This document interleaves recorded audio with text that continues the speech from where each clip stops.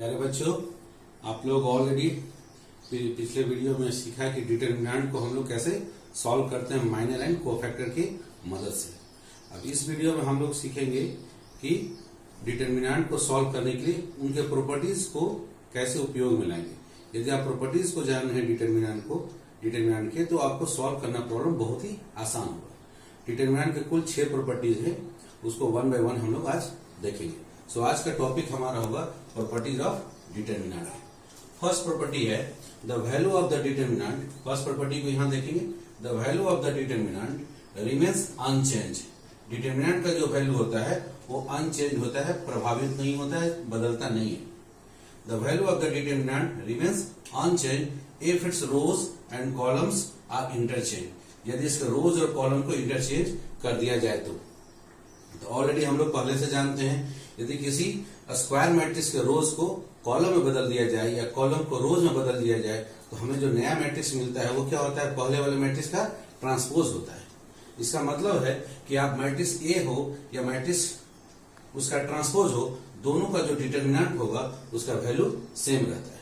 यदि किसी मैट्रिक्स के सारे रोज को हम उसको करस्पॉन्डिंग कॉलम में बदल दें तो डिटरमिनेंट के वैल्यू को कोई प्रभाव नहीं पड़ता। फॉर एग्जाम्पल देखिए, आप यहाँ पर एक डिटरमिनेंट है जिसमें एलिमेंट्स लिखा हुआ है A B C D E F G H I. तो इस फर्स्ट रो को हमने फर्स्ट कॉलम बना दिया, ए बी सी आप देख सकते हैं। सेकंड रो को डी ई एफ, इसको हमने सेकंड कॉलम बना दिया D E F. Third row को थर्ड कॉलम बना दिया जी एच आई। यदि मैट्रिक्स के रूप में देखा जाए तो ये मैट्रिक्स यदि ए है तो ये उसका क्या हो गया, ट्रांसपोज हो गया। और जब इसको डिटरमिनेंट के रूप में लिख रहे हैं, इन दोनों का डिटरमिनेंट का वैल्यू क्या होता है, अकॉर्डिंग टू फर्स्ट प्रॉपर्टी दोनों के डिटरमिनेंट का वैल्यू सेम होता है। सो पहला प्रॉपर्टी हुआ कि किसी भी डिटरमिनेंट के सारे रोज को यदि कॉलम में कन्वर्ट कर दिया जाए या इसका उल्टा कॉलम को रोज में कन्वर्ट कर दिया जाए तो डिटरमिनेंट के वैल्यू को कोई प्रभाव नहीं पड़ता है, वैल्यू सेम रहता है। अब हम लोग देखते हैं डिटरमिनेंट का दूसरा प्रॉपर्टी, प्रॉपर्टी नंबर 2। दूसरे प्रॉपर्टी में स्टेटमेंट है, इफ एनी टू रोज और columns of a determinant are interchange then sign of the determinant changes. अर्थात यदि किसी डिटरमिनेंट का केवल 2 रो या 2 कॉलम को आप इंटरचेंज करें, इंटरचेंज करने का मतलब उसको एक दूसरे की जगह रिप्लेस करें। यदि फर्स्ट रो को आप थर्ड रो की जगह ले जा रहे हो तो थर्ड को आप फर्स्ट रो की जगह लाओगे, या ये काम आप कॉलम के साथ भी कर सकते हो। फर्स्ट कॉलम को थर्ड कॉलम में ले जा रहे हो तो थर्ड कॉलम को आपको फर्स्ट कॉलम में ले जाना होगा। तो फर्क क्या पड़ेगा, इससे फर्क ये पड़ता है कि पहला वाला जो डिटरमिनेंट का वैल्यू आएगा और नए डिटरमिनेंट का जो वैल्यू आएगा, उन दोनों वैल्यू में केवल माइनस का डिफरेंस होगा। नया वाला जो डिटरमिनेंट का वैल्यू आएगा उसमें यदि आप माइनस से मल्टीप्लाई कर दोगे तो पुराने वाले डिटरमिनेंट के बराबर हो जाएगा। आप उदाहरण से समझ सकते हैं, आपके पास एक ऐसा डिटरमिनेंट है जिसके फर्स्ट रो में ए बी सी, सेकंड रो में D E F and third row में जी एच आई है। हमने क्या इंटरचेंज किया, हमने थर्ड रो को फर्स्ट रो की जगह लेके चला गया, थर्ड रो जी एच आई को फर्स्ट रो में ले गए। तो हमको फर्स्ट रो को कहां ले जाना होगा, थर्ड रो में। तो थर्ड रो में लेके चले गए ए बी सी लेके चले गए और सेकंड रो में कोई परिवर्तन नहीं किया। तो अब अगर इस डिटरमिनेंट को आप सॉल्व करोगे, इसका जो वैल्यू आएगा वो पहले वाले वैल्यू से निगेटिव होगा, तो इसलिए उसमें एक और निगेटिव मल्टीप्लाई करोगे तो ओरिजिनल वाले वैल्यू के बराबर होगा। अब ये जो नया डिटरमिनेंट बना, इससे फिर से वही काम आप करते हो। हमने अभी इस बार रो को इंटरचेंज किया है, यदि हम कॉलम को इंटरचेंज करते हैं तो इसमें एक और माइनस वैल्यू आ जाएगा और वो माइनस वैल्यू यदि मल्टीप्लाई हो जाएगा इस पहले वाले माइनस से तो ये वापस में ओरिजिनल वैल्यू के बराबर ये हो जाएगा। फॉर एग्जाम्पल देखिए, इसमें हम लोग अब क्या करते हैं, यहाँ पर थर्ड कॉलम में आप देख रहे हैं आई एफ सी है, थर्ड कॉलम को हम लोग फर्स्ट कॉलम में लेकर चले गए, आई एफ सी को फर्स्ट कॉलम में लेकर चले गए। और यहाँ पर आपका फर्स्ट कॉलम जो है जी डी ए, उसको लेके चले गए थर्ड कॉलम में जी डी ए और सेकंड कॉलम को एज इट इज रहने दिए। तो अब ये जो नया डिटरमिनेंट बना, ये क्या हो गया, पहले वाले जो डिटरमिनेंट था उसमें एक और माइनस से मल्टीप्लाई हुआ उसके बराबर हो गया, इसमें एक और माइनस से मल्टीप्लाई किया तो पॉजिटिव आ गया। तो आप देख सकते हो कि ये पहला वाला डिटरमिनेंट और आखिरी डिटरमिनेंट उसके एलिमेंट्स क्या है, चेंज हुए, उनके पोजिशंस चेंज है, लेकिन दोनों डिटरमिनेंट का वैल्यू आपको सेम आएगा। सो सेकंड प्रॉपर्टी कहता है कि किसी भी डिटरमिनेंट के 2 रो या 2 कॉलम को इंटरचेंज करेंगे, परिवर्तित करेंगे, तो जो नया डिटरमिनेंट आएगा उसका वैल्यू क्या होगा, पहले वाले डिटरमिनेंट के बराबर होगा मैग्नीट्यूड में, लेकिन उसमें एक नेगेटिव साइन एक्स्ट्रा होगा। और उसको पहले वाले मैट्रिक्स के बराबर डिटरमिनेंट के बराबर पाना होगा तो आपको एक और माइनस से मल्टीप्लाई करेंगे। जैसे यहां मैंने किया है, एक माइनस से मल्टीप्लाई किया तो पहले वाले के बराबर है। ठीक है, अब हम लोग देखेंगे प्रॉपर्टी नंबर थर्ड। डिटरमिनेंट का थर्ड प्रॉपर्टी क्या कहता है? इफ एनी टू रोज और columns of a determinant are identical or you can say proportional, then the value of the determinant is 0। अर्थात यदि किसी भी दो डिटरमिनेंट के दो रोज या दो कॉलम सेम हो या प्रोपोर्शनल तो उस डिटरमिनेंट का वैल्यू आपको निकालने की आवश्यकता नहीं है, उस डिटरमिनेंट का वैल्यू क्या हो जाएगा? 0। For example, your first row is ABC and third row is also ABC. Your first row and third row both are identical, so that's why the value of this determinant is 0। So यदि किसी determinant का दो रो या दो column identical हो, same हो, तो उस डिटरमिनेंट का वैल्यू क्या होगा? 0 हो जाएगा। आपको सॉल्व करने की आवश्यकता नहीं है। यदि आप पुराने मेथड से सॉल्व भी करेंगे, माइनर और कोफैक्टर के मेथड से, तो आपको वैल्यू मिलेगा 0। इसलिए हम लोग डायरेक्टली प्रॉपर्टी का यूज करेंगे। चौथा प्रॉपर्टी है डिटरमिनेंट का, if each element of a row or column of a determinant is multiplied by a constant k, then its value gets multiplied by k।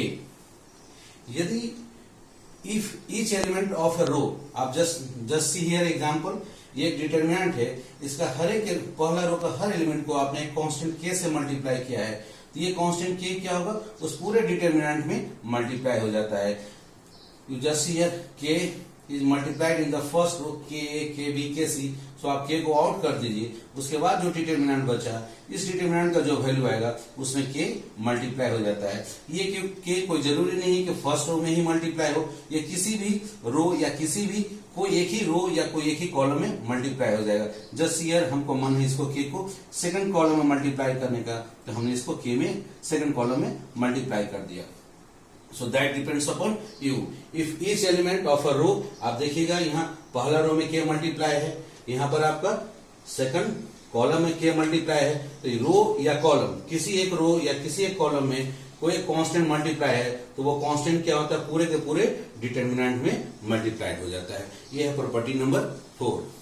और पांचवा प्रॉपर्टी है आपका, इफ सम और all elements of a row or column of a determinant are expressed as sum of two or more terms, then the determinant can be expressed as sum of two or more determinant।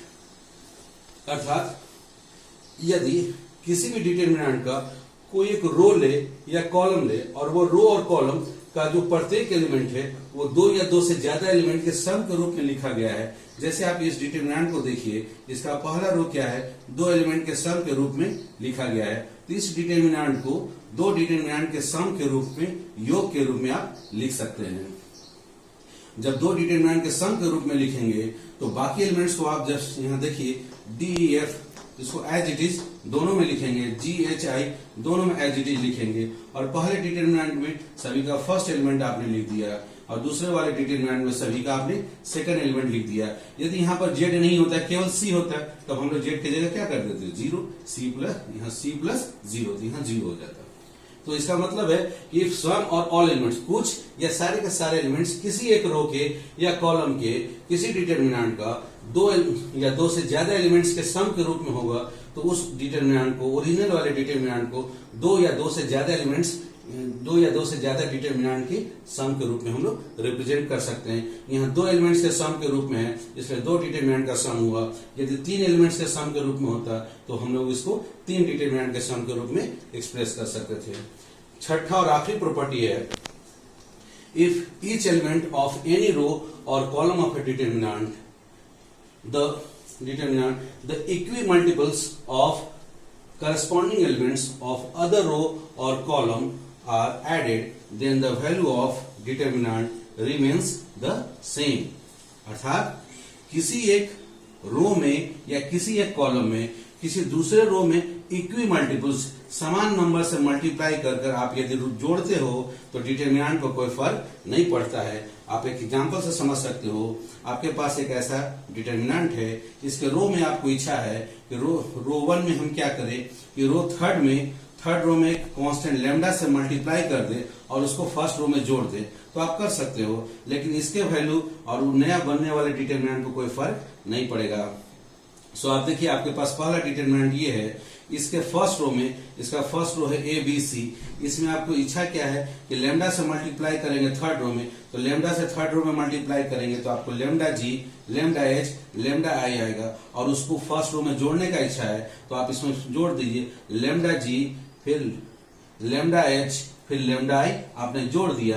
अब ये नया जो determinant बचा, बाकी में आपने कुछ भी नहीं किया, बाकी तो ये जो नया डिटर्मिनेंट बना, इस डिटर्मिनेंट का वैल्यू और पहले वाले डिटर्मिनेंट का वैल्यू दोनों सेम होगा, कोई फर्क नहीं पड़ेगा। आप यहाँ जहां जोड़ रहे हैं वहां माइनस भी कर सकते हैं, सब्ट्रैक्ट भी कर सकते हैं। आपको इच्छा है कि नहीं केवल एक रो में ही मल्टीप्लाई करके, क्यों हम किसी और रो में और दूसरे रो में भी मल्टीप्लाई करके जोड़ सकते हैं, तो एक साथ आप दो रो या दो कॉलम में मल्टीप्लाई करके भी जोड़ सकते हैं, कोई फर्क नहीं पड़ता है। हम दूसरा उदाहरण लेते हैं। हमको इच्छा है थर्ड कॉलम में क्या करने का कि फर्स्ट कॉलम में के से मल्टीप्लाई करे एंड सेकंड कॉलम में लैम्डा से मल्टीप्लाई करे और उसके बाद उसको थर्ड कॉलम में जोड़ दे, तो भी डिटर्मिनेंट पर फर्क नहीं पड़ेगा। तो आपका जो ओरिजिनल डिटर्मिनेंट है वो वही रह जाएगा। इसके थर्ड कॉलम में आप केवल चेंज करना चाह रहे हैं तो फर्स्ट कॉलम को आप एज इट इज उतार दें, सेकंड कॉलम को आप एज इट इज उतार दें। थर्ड कॉलम में क्या चेंज करना है, थर्ड कॉलम में आप चाहते हैं कि के से मल्टीप्लाई करेंगे फर्स्ट कॉलम में, तो के से फर्स्ट कॉलम में मल्टीप्लाई करेंगे तो के डी के जी आएगा, और उसको आप फर्स्ट कॉलम थर्ड कॉलम में जोड़ना चाहते हैं तो थर्ड कॉलम में आप जोड़ दीजिए प्लस के ए, फिर प्लस के डी, फिर प्लस के जी। साथ में और इच्छा है कि नहीं हम और जोड़ेंगे plus lambda times second column, तो सेकंड कॉलम में आप लैम्डा से मल्टीप्लाई करें और इसको जोड़ दे लैम्डा बी, लैम्डा ई, लैम्डा एच, लैम्डा